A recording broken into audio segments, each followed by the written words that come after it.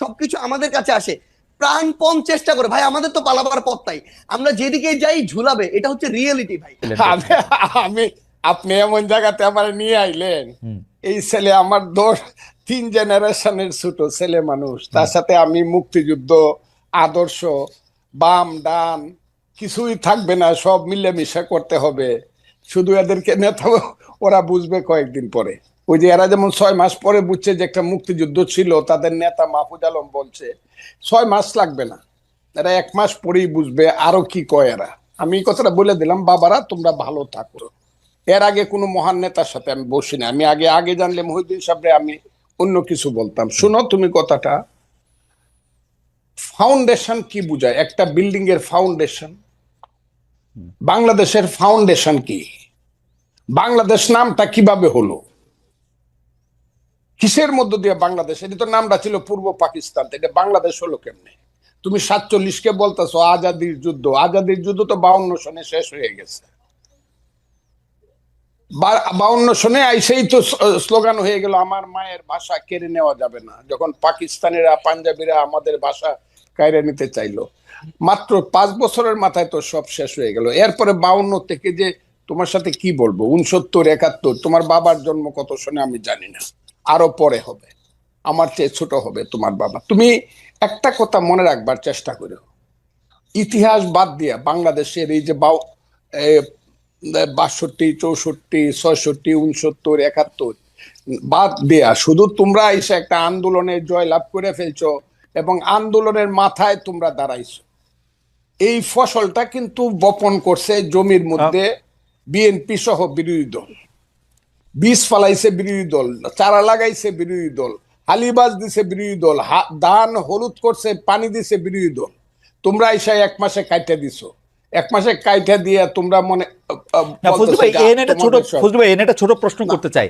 আপনি যাদেরকে বলতেছেন ওরা আইসা কাইটা দিছে, ওরা না আসলে আপনারা কি কাটতে পারতেন?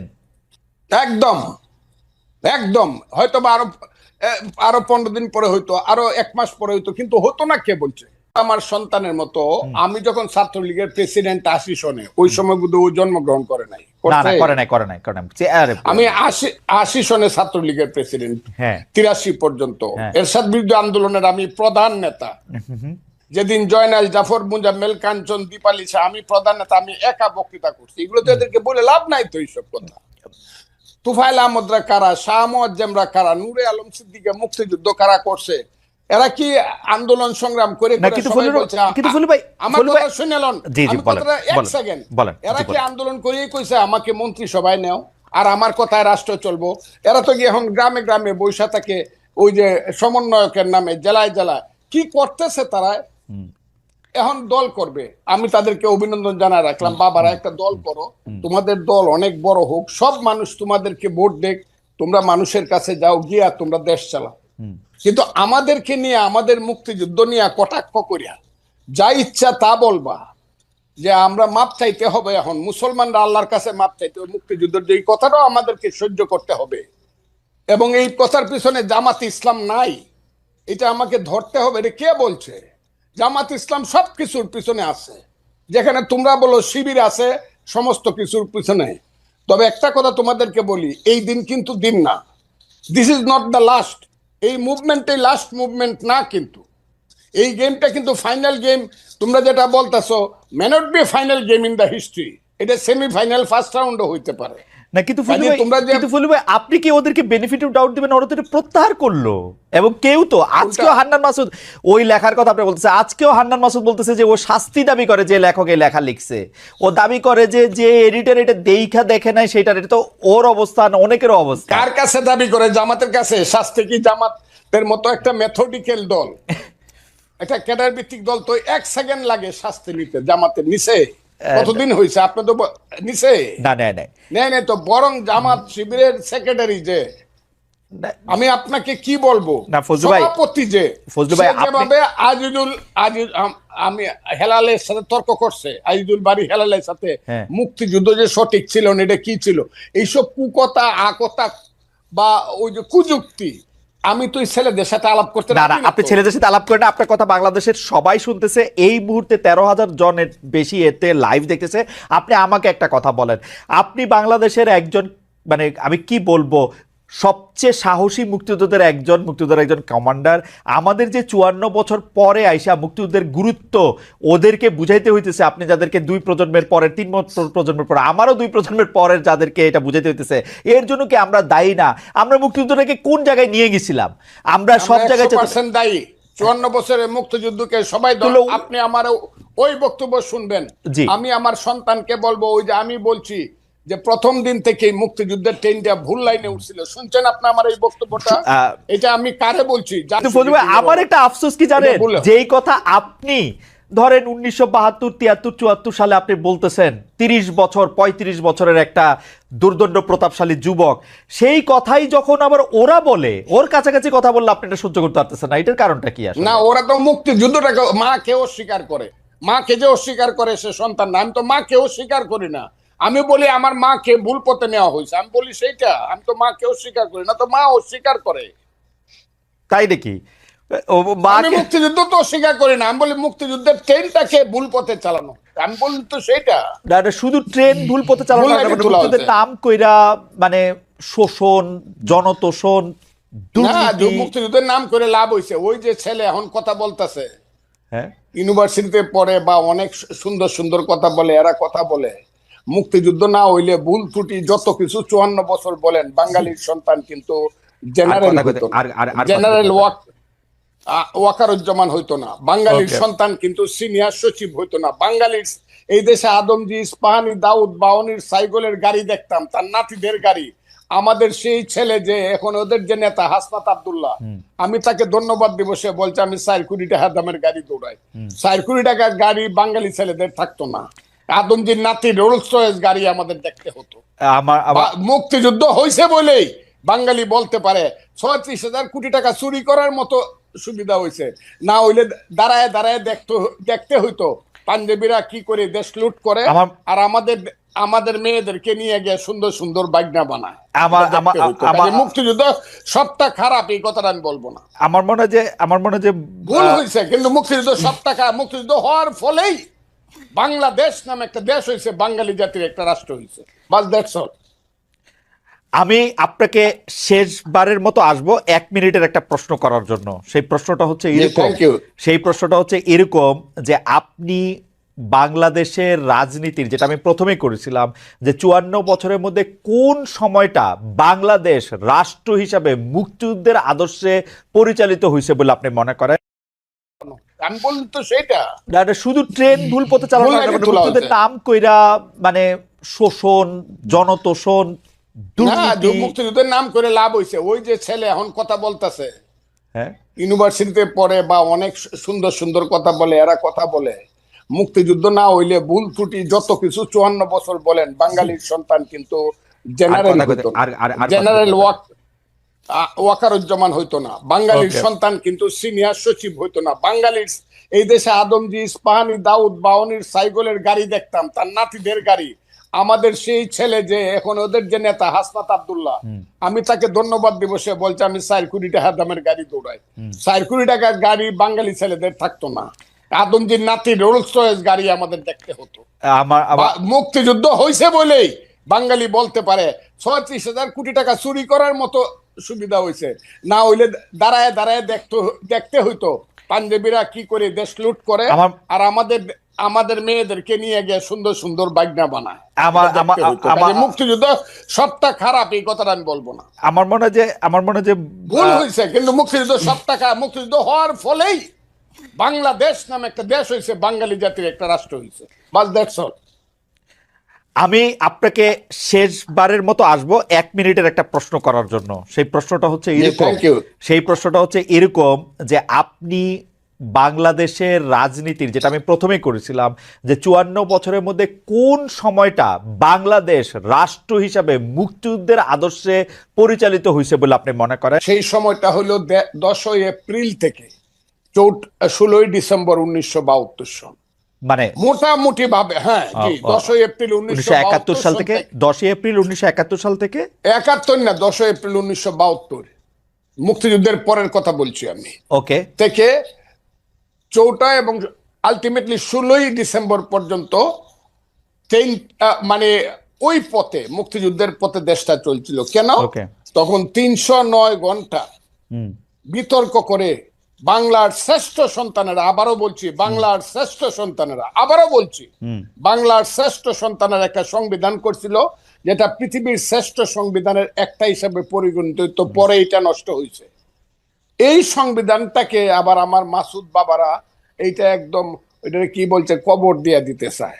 বিরোধিতা তো একটু এমনিই করি না, হুম, এই শ্রেষ্ঠ ওই সময়টা 16 এর পর থেকে যা হয়েছে, 16ই ডিসেম্বরের পরে 7ই মার্চ আসছে 73 ভোট হয়েছে 39টা সিটে।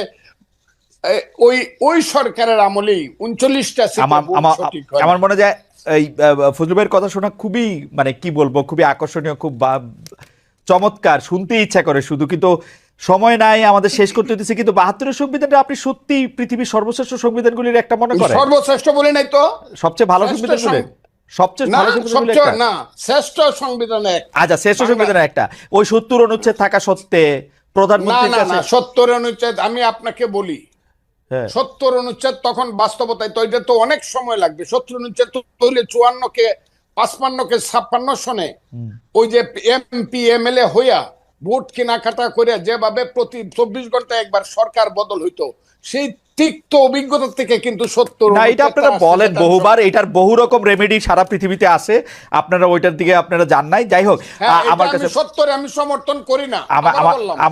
আমি 72 সংবিধানে ফজলু, আপনি খালি 72 সংবিধানে আপনার সাথে আমি আলাদা করে একদিন কথা বলবো না। হাওয়েভার আপনি মানে একটু আপনার সাথে কথা বললে তো একটু প্রস্তুতি নিয়ে আসা উচিত, একটু সময় নিয়ে আসা উচিত, সেই জন্য আমি একটু প্রস্তুতি আর সময় নিয়ে 72 সংবিধানটা নিয়ে আপনার সাথে আপনি একদিন কথা বলবো না। কিন্তু ফজলু ভাই একদম চমৎকার ভাবে বলছেন যে উনি মনে করেন বাংলাদেশ মুক্তিযুদ্ধের চেতনার পথে ছিল হচ্ছে 1972 সালের 10ই এপ্রিল থেকে 4ঠা ডিসেম্বর পর্যন্ত, অর্থাৎ যতক্ষণ পর্যন্ত গণপরিষদ 16 ডিসেম্বর পর্যন্ত, 4টা নভেম্বর, হ্যাঁ হ্যাঁ 16 আপনি 16 ডিসেম্বর পর্যন্ত মনে করতেছেন, তাই তো? বলছি কারণ 16 ডিসেম্বরে গিয়ে এটা কার্যকরী হয়েছে। ওকে, 16 ডিসেম্বর পর্যন্ত কার্যকরী হচ্ছে, আর বাকি সময়টার ক্ষেত্রে তিনি সেটা মনে করেন না। আমরা একটু প্রশ্নটা একটু এক্সটেন্ড করি। আপনারা যে রাজনীতির মধ্যে দিয়ে যাইতেছেন, আমি বাংলাদেশের এই রাজনীতি দিয়া গত 30-32 বছর যতদিন পর্যন্ত এগুলো আমি অবজার্ভ করি, দেখছি যে আওয়ামী বিএনপি যে পথে হাঁটতেছে, আপনারা এই একই পথেই হাঁটতেছেন, ওইটারই আপনারা রাজনীতি মনে করতেছেন। গিয়ে এলাকার মানুষে বলবেন ব্রিজ বানাই দিবেন, রাস্তা বানাই দিবেন, কাউরে আপনি টাকা দিবেন, টেন্ডার দিবেন, সাহায্য দিবেন, কারো থেকে চাঁদা নিবেন, কাউরে চাঁদা দিবেন, একই সিস্টেম তো, মানে আপনার তো আলাদা কিছু হইলেন না। একটা ভাই শোনেন, একটা জিনিস আপনাকে বলি, সবচেয়ে বড় কথাটা হচ্ছে আমি আপনার একটা কথার সাথে সম্পূর্ণ দ্বিমত করি, এবং এই কথাটা আমার কাছে মনে হয়েছে খুবই জেনারেলাইজড একটা কথা।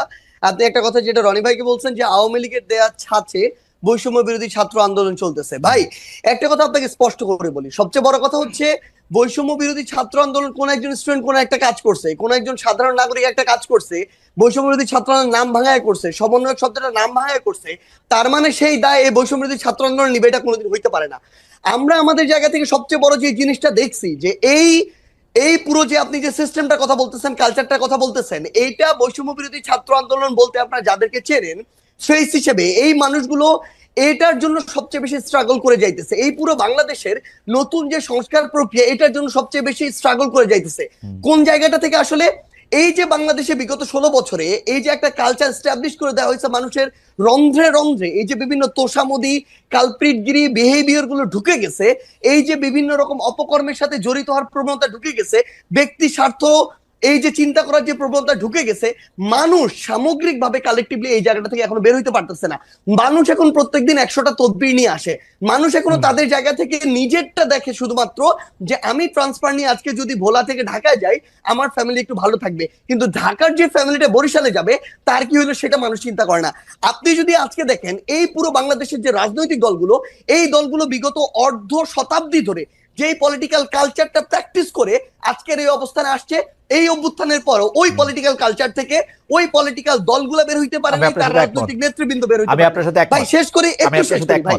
ভাই আমরা তো চোখের সামনে থেকে দেখতেছি, আপনাকে বলি ভাই, আপনি তো বাইরে থেকে দেখতেছেন, আমরা চোখের সামনে থেকে দেখতেছি। আপনাকে বলি আজকে এই যে এত এত রক্তের উপরে দাঁড়িয়ে, খুনের হত্যার উপরে দাঁড়িয়ে, লাশের উপরে দাঁড়িয়ে এই যে সরকার, আমরা তো সরকার সরাসরি নাই, কিন্তু আমরা সরকারকেও দেখতে পাচ্ছি, মাঠকেও দেখতে পাচ্ছি।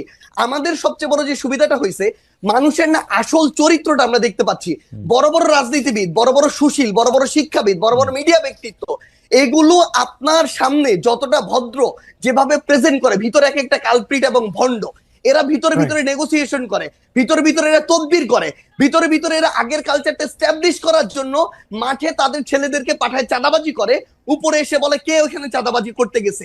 এই যে রাজনৈতিক দলের বড় বড় যে নেতাকর্মীগুলো, তারা যদি মাঠ পর্যায়ে বাংলাদেশের বড় রাজনৈতিক দলগুলো সহযোগিতা না করে, তাদের যারা কর্মী তাদেরকে তলে তলে ওই ভিতরে পাঠায়, আবার উপরে উপরে।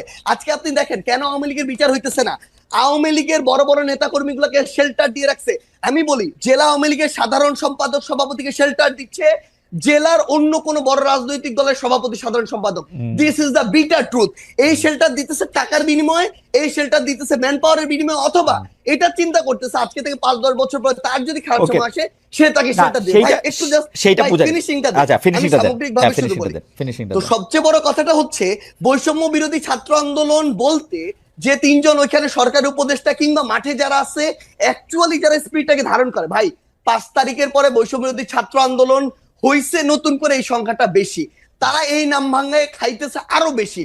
এবং এই মানুষগুলো থেকে শুরু করে অন্যান্য যারা আছে, তারা যদি তাদের জায়গা থেকে যেটুকু সহযোগিতা করা দরকার, এরা শেখ হাসিনার বিরুদ্ধে যেভাবে সহযোগিতা করছে, ওই সহযোগিতা যদি থাকতো, বাংলাদেশ 6 মাসে প্রত্যাশার চেয়ে বেশি পরিবর্তন হইতো।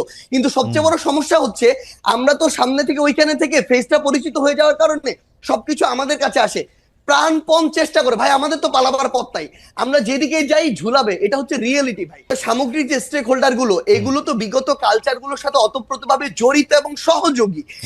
এরা যদি এই কালচার থেকে বের না হয়, বৈষম্য বিরোধী ছাত্র আন্দোলন বলতে যাদেরকে চেনেন বা যারা আছে, তারা তাদের জায়গা থেকে যতটুকুই কাজ করুক না কেন, ওই কাজগুলো আওয়ামী লীগের মতো করে হয়ে যাচ্ছে।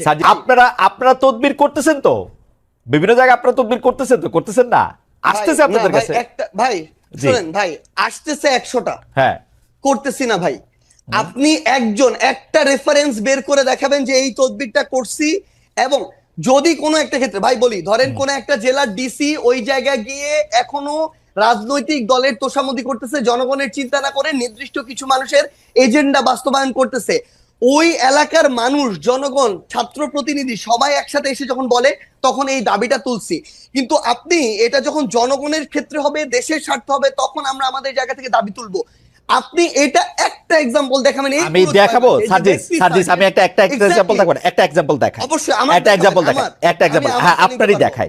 আমার এটা বলতে মানে এটা খুব ইচ্ছা ছিল না, কিন্তু যাই হোক, একজন জুডিশিয়ারির একজন খুব উঁচু পদের কর্মকর্তা আমাকে জানিয়েছেন, আমি বলি।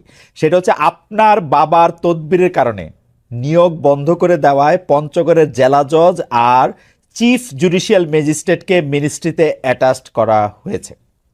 ভাই শোনেন, একটা কথা বলি, মানে এই যে মানে এটার চেয়ে বড় প্রোপাগান্ডা। এবং মানে আপনি শোনেন, জাস্ট একটা এক্সাম্পল, পুরো পঞ্চগড় জেলার যত মানুষ আছে তাদেরকে জিজ্ঞাসা করবেন, পুরো পঞ্চগড় জেলার বৈষম্য বিরোধী ছাত্র আন্দোলন আছে তাদেরকে জিজ্ঞাসা করবেন, পুরো পঞ্চগড় জেলার বৈষম্য বিরোধী ছাত্র আন্দোলন পুরো জেলা কোর্ট থেকে শুরু করে এভরিথিং ব্লক করে রাখছিল শুধু একটা কারণে, এই জেলা জজ এবং চিফ জুডিশিয়াল ম্যাজিস্ট্রেট তারা তাদের জায়গা থেকে একটা নিয়োগ প্রক্রিয়ার পরীক্ষার আগে তারা বিভিন্ন জায়গায় ম্যান সেট করে রাখছিল। এবং ওইখানে যারা পরীক্ষার্থী ছিল তাদের প্রতিবাদের মুখে পড়ে তারা পরীক্ষাটা পর্যন্ত বন্ধ করে দিতে বাধ্য হয়। এবং সবচেয়ে মজার বিষয় হচ্ছে, একটু অ্যাড করি ভাই, সবচেয়ে মজার বিষয় হচ্ছে, ওইখানে অ্যাপ্লাই করেছিল মনে করেন 2000 স্টুডেন্ট, তারা তাদের মতো করে বিভিন্ন এক্সকিউজ দিয়ে প্রায় অর্ধেক স্টুডেন্টকে পরীক্ষা দিতেই দেয় না, বাকিদেরকে দিয়েছিল।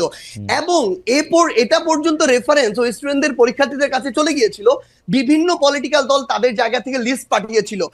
এবং এই চিফ জুডিশিয়াল ম্যাজিস্ট্রেট এবং জেলা জজ যিনি রয়েছেন, তারা বিগত সময়ে আওয়ামী লীগের সময়ে তারা ওই সময় যে আইন এবং বিচার মন্ত্রণালয়ের যিনি মন্ত্রী ছিলেন তার লিস্ট দেখে দেখে পঞ্চগড়ে নিয়োগ দিয়েছে। এই অভিযোগগুলো এক করে পুরো পঞ্চগড় জেলার ওই পরীক্ষা যারা পরীক্ষার্থী তারা রাজপথে নেমেছিল, মানুষ নেমেছিল, বৈষম্যবিরোধী ছাত্র আন্দোলন নেমেছিল। কোন সিঙ্গেল একজন পার্সন যদি এটা বলতে পারে, ভাই আমিও বলতে পারি, খালেদ মহিউদ্দিন ভাই বিগত সময়ে এরকম অনেক কঠিন কঠিন টকশো করেছেন, কিন্তু তারপরও আওয়ামী লীগের বিরুদ্ধে কঠোর হন নাই। সাপোজ এটা এরকম আসতেছে, এই জন্য ভাই 100 কোটি টাকা পেয়েছিলেন, এটা আমি বললাম, কিন্তু এটা কোনোদিন সত্য হইতে পারে না। আপনি সিঙ্গেল এরকম একটা দেখাবেন যে কেউ একজন বলবে যে আমাদের একটা রেফারেন্স ওই জায়গায় গিয়েছিল, যে কারণে আমরা এটা বাধা আচ্ছা প্রথম কথা যে আপনারা এটা খুব ভালো করে না, জানেন, না, না, আপনারা কিন্তু রাজনৈতিক আন্দোলন করেন নাই রে ভাই, আপনারা কিন্তু রাজনৈতিক আন্দোলন করেন নাই, আপনারা চাকরি আন্দোলন করছেন। ভাই সবচেয়ে বড় শোনেন, আপনার কাছে অভিযোগটা আসছে, তারপর আপনি এটা সমাধান করলেন, ব্যাপারটা কিরকম? না না না, আমার কাছে অভিযোগ কেন আসবে? আমার কাছে কোনো অভিযোগই আসে নাই। আমরা আমাদের জায়গা থেকে যে জিনিসটা দেখেছিলাম যে যখন পঞ্চগড় জেলার বৈষম্যবিরোধী ছাত্র আন্দোলন এই একটা মানে আগে থেকেই ঠিক করা নিয়োগ প্রক্রিয়ায় যাচ্ছিল, এবং তাদের আগের রেকর্ড গুলো এরকম যে বিভিন্ন রেফারেন্সে, বিভিন্ন সুপারিশে এবং অর্থ লেনদেনের মধ্য দিয়ে তারা নিয়োগ দিয়েছে। পুরো বৈষম্যবিরোধী ছাত্র আন্দোলন শুধু না, পুরো পঞ্চগড় জেলা জজ কোর্ট জানি, যত অ্যাডভোকেট আছে সবাই জানে যে তারা এগুলোর সাথে জড়িত। ভাই শেষ করি তো, তখন যখন তারা এই আন্দোলনে নামে, সেই জায়গার জেলা প্রশাসক থেকে শুরু করে জেলা পুলিশ সুপার এবং অন্যান্য যারা, ইভেন আইন এবং বিচার মন্ত্রণালয়ের যারা যিনি দায়িত্বে রয়েছেন সচিব হিসেবে বা অন্যান্য হিসেবে, তারা তাদের জায়গা থেকে এই বিষয়টি শুধু আমাকে বলেছিল যে এইটুকু যেন দেখা যায় যে স্টুডেন্টরা যেন ওখানে ভাঙচুর না করে বিচারিক প্রাঙ্গণে। সেই জায়গাটিতে আমরা আমাদের জায়গা থেকে বৈষম্যবিরোধী ছাত্র আন্দোলনকে বলেছিলাম তারা তাদের যৌক্তিক আন্দোলন চালিয়ে থাক, কিন্তু তারা যেন কোনো ভাঙচুর প্রক্রিয়া না যায়, এইটুকু। এটা হচ্ছে প্রশাসনিক বিষয় ভাই, কিন্তু না ভাই আমার মনে হয় যে একটা কথা অ্যাড করতে হবে ভাই, একটা কথা অ্যাড করতে হবে, সেটা হচ্ছে সবচেয়ে বড় বিষয় হইতেছে কি ভাই, কিছুদিন আগে আমি এরকম দেখছিলাম সোহরাওয়ার্দী মেডিকেলে একটা প্রেসক্রিপশনে লেখা সমন্বয়ক সার্জিস আলমের আত্মীয়, বাড়ি হচ্ছে নাটোর না পাবনা, এরকম কিছু একটা জায়গা। আমার 14 গোষ্ঠীতে ভাই এখানে কেউ নাই। এখন অল্প কিছু নাম যেহেতু সবাই জানে, এই নামগুলোকে বিভিন্নভাবে ব্যবহার করা হয়। যখন দেখতেছে তার প্রত্যাশিত কিছু একটা হচ্ছে না, তখন যাকে তার সন্দেহ হচ্ছে তার বিরুদ্ধে এরকম এলিগেশন দিয়ে দিচ্ছে। কিন্তু এটা যখন ভাই একটা জিনিস শুধু বলি, এটা যখন আপনি আপনার জায়গায় এরকম, আপনি ভাই আমাদের কাছে অনেক রেসপেক্টেড, একদম সোজা বাংলা কথা বলি ভাই, সো সেই জায়গায় যখন এরকম মানে এরকম একটা কথা চলে আসে, কেউ একজন বললো ওইটা এরকম একটা মেইন স্ট্রিম জায়গায় চলে আসে, এটা খুবই অপ্রত্যাশিত। আর আপনাকে যদি অফিসের কথা এবং এই কথাটা বলি ভাই, আমি আমার জেলায় এ পর্যন্ত 8000 কম্বল দিয়েছি ভাই। এই টাকাটা কোনো চাঁদার টাকা না। এই 8000 কম্বল আমি যদি ওই মানুষগুলোর সাথে যোগাযোগ করে না নিতাম, ওই মানুষগুলো অন্য কাউকে দিত। বাংলাদেশে এরকম অন্তত কয়েক হাজার মানুষ আছে যারা প্রত্যেক বছর 10-20 হাজার কম্বল বিভিন্ন জায়গায় দেয়। আমি এর মধ্যে মনে করেন 10 জন মানুষের খোঁজ পেয়েছি বা খুঁজে বের করেছি। আমি ওটাতে যাচ্ছি ভাই, আমি তাদেরকে বলেছি যে ভাই আমার পঞ্চগড়ে প্রচন্ড শীত, আপনি যদি আমাকেও 1000 দিতেন, আমি আমার মাধ্যমে বিতরণ করতাম, তাহলে ভালো হতো। তারা দিয়েছেন, এইটুকুই কম্বলের বিষয়। 2 নম্বরে আসেন ভাই রূপায়ণ টাওয়ারের বিষয়। ভাই একদম স্পষ্ট কথা বলি, বাংলাদেশের রাজনীতি করতে বিগত রাজনৈতিক দলগুলো যেই লেভেলের টাকা খরচ করার কালচার তৈরি করেছে, একদম মানে কালো টাকা দিয়ে, সেটা যদি কন্টিনিউ হয় আমাদের দ্বারা বাংলাদেশের রাজনীতি করা সম্ভব না, একদম ক্লিয়ারলি বলে দিলাম। আমরা আমাদের জায়গা থেকে ভাই একটা ফাউন্ডেশন করার প্রসেস অলমোস্ট শেষের দিকে। এই ফাউন্ডেশনে ওপেন ফান্ডিং হবে দেশের এবং দেশের বাইরের। আমরা আমাদের জায়গা থেকে আমাদের ম্যানিফেস্টো তুলে ধরবো পুরো পৃথিবীর মানুষের সামনে। আমরা যদি আমাদের রাইট ট্র্যাকে থাকি তারা ফান্ডিং করবে, যদি না থাকি তারা ফান্ডিং করবে না। এবং আপনি যে এই গাড়িটার কথা বলছেন ভাই, আমি আপনাকে বলি, আপনি যদি দেশে থাকতেন না, আপনি এতদিনে আমার অন্তত 5 দিন কল পাইতেন যে ভাই মহিউদ্দিন ভাই আপনার তো হচ্ছে 2টা গাড়ি আছে, আমাকে একটা গাড়ি একটু 3 দিনের জন্য দেন বা 1 দিনের জন্য দেন, ড্রাইভার এবং গাড়ি আপনার, তেলটা আমি দিব ভাই। আমি ভাই লিখে দিতে পারি, আপনি খালেদ মহিউদ্দিন ভাই আপনার 2টা গাড়ির মধ্যে একটা গাড়ি একদিনের জন্য আমাকে দিতেন। এরকম আমাদের বাংলাদেশে এই অভ্যুত্থান পরবর্তী সময় হাজার হাজার মানুষ আছে ভাই, যে 16 বছর পরে একটু হাত ছেড়ে নিঃশ্বাস নিচ্ছে। এই মানুষগুলোর ওই সামর্থ্যটুকু আছে। এই মানুষগুলো এখন লক্ষ লক্ষ কোটি কোটি টাকা তাদের উপরে যে